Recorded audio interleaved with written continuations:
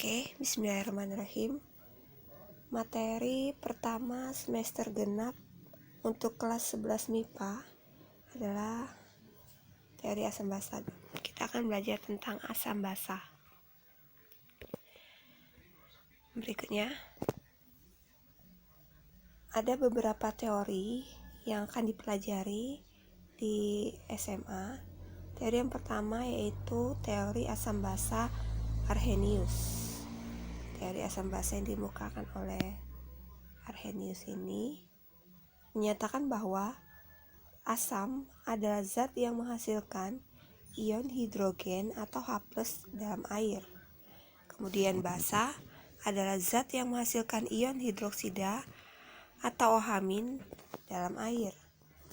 Menurut Arrhenius, asam Arrhenius itu adalah senyawa yang menghasilkan H+ ini ya, atau H3O+. Kenapa H3O+? H2O yang bertemu dengan H+ akan menjadi H3O+. Ini kan HCl terionisasi menjadi H+ dan Cl-. H ditangkap oleh air, H+ menjadi H3O+, Cl- jadi kehilangan H+-nya. Reaksi berikutnya, pada basa dalam air, NH3 ditambah dengan H2O, maka akan menjadi NH4 plus ditambah OH-. Nah, OH- ini ciri dari dia senyawa basa. Bisa dipahami? Oke, Ibu lanjutkan. Pada teori asam basa Bronsted-Lowry, ini teori yang kedua yang kita pelajari, dikemukakan oleh Bronsted-Lowry. Asam adalah donor proton. Proton artinya ion positif, yaitu ion hidrogen, H+ itu. Sementara basa adalah akseptor atau penerima dari ion hidrogen. Kita lihat, konsep ini harus dipelajari karena berbeda teori asam, beda konsepnya. Pada asam basa Bronsted-Lowry, di sini NH3 bertemu dengan H2O menjadi NH4+ ditambah OH-. Yang memberi H+ itu akan menjadi asam, yang menerima akan menjadi basa. Di sini H2O memberikan H+-nya sehingga terbentuk NH4+. Sementara NH3 menjadi basa karena dia menerima sehingga menjadi, ini kalau dipasangkan H2O berpasangan dengan OH-, NH3 berpasangan dengan NH4+. Yang memberi H+-nya ini asam 1, ini basa 2, ini asam konjugasinya asam 2, basa 1. Pasangan asam basa ini disebut pasangan asam basa konjugasi.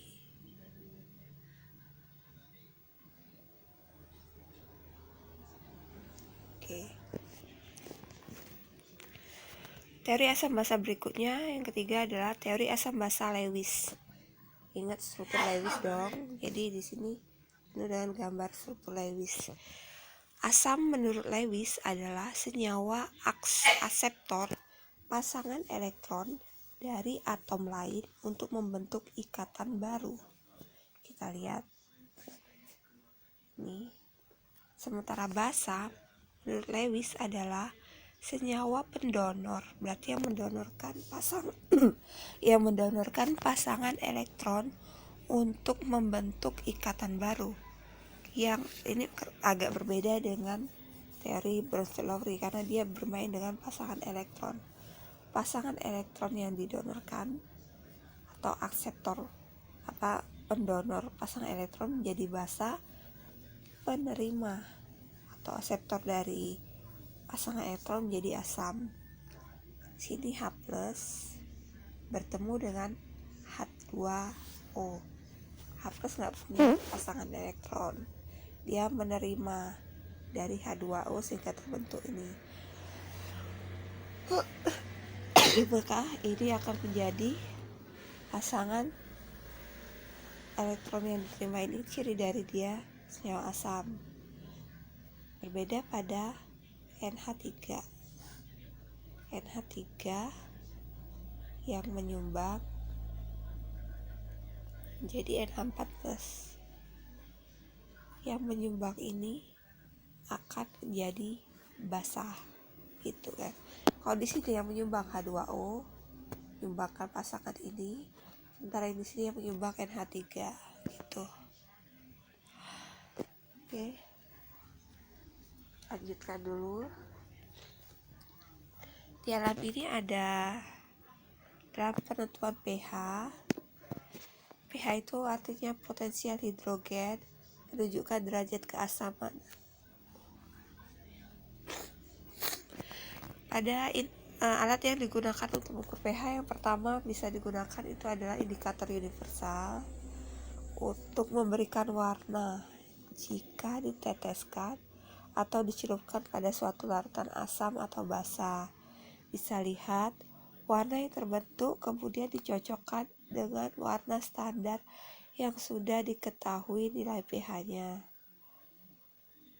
Nilai pH dapat ditentukan dengan indikator pH, yaitu indikator universal, bisa juga dengan yang lain, pH meter gitu, yang memperhatikan warna bermacam-macam tiap pH. Di sini ya, relatif sampai ini.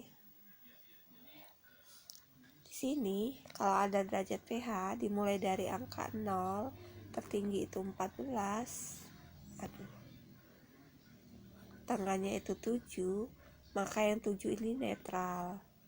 Makin ke bawah asamnya makin kuat, makin ke atas basanya makin kuat gitu.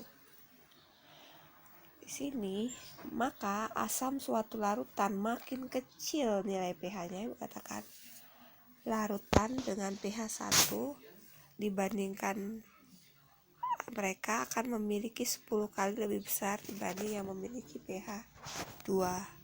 Angka makin kecil asamnya makin kuat, angka makin besar basanya makin kuat gitu ya.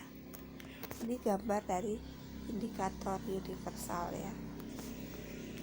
Jadi setelah celupkan ke larutan, cocokin warna yang cocok ini, baru kita lihat ada angka-angkanya.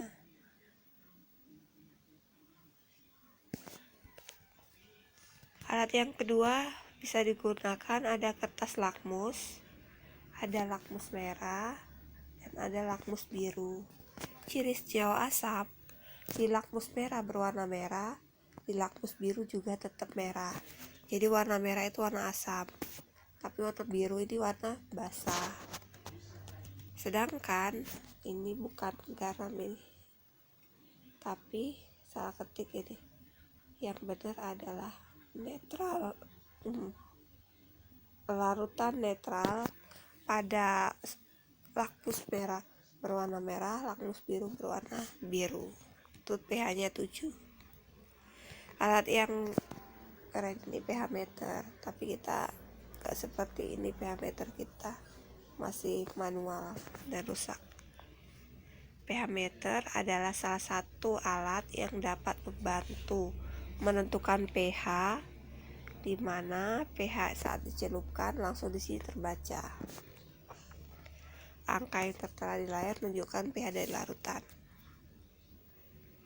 Oke, untuk sesi pertemuan pertama ini di sini dulu pengenalan tentang teori asam basa. Nanti Ibu akan lanjut untuk progres berikutnya, kita akan melakukan praktikum dan proyek kimia di rumah ya. Terima kasih.